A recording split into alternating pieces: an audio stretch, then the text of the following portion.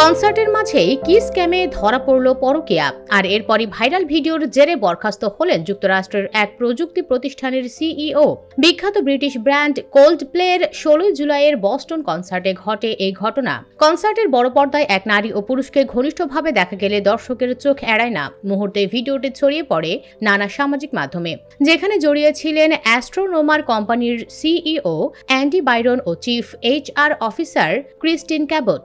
ভিডিওতে দেখা যায় কনসার্ট চলাকালে ক্যামেরা ঘুরে যখন তাদের উপর পড়ে, তখনই দুজন বিব্রত হয়ে তড়িঘড়ি করে একে অপর থেকে সরে যান এবং মুখ লুকাতে চেষ্টা করেন। বিষয়টি নিয়ে মজাও করেন কোল্ডপ্লের প্রধান গায়ক ক্রিস মার্টিন। তিনি মঞ্চ থেকে বলেন, ওদের দেখুন, হয় এরা পরকীয়া করছে, না হয় খুবই লাজুক। দুজনই বিবাহিত এবং একই প্রতিষ্ঠানে কাজ করেন। ভিডিওটি সিইও বাইরনের স্ত্রীর চোখে পড়তেই ফেসবুক প্রোফাইল থেকে স্বামীর উপাধি সরিয়ে ফেলেন তিনি।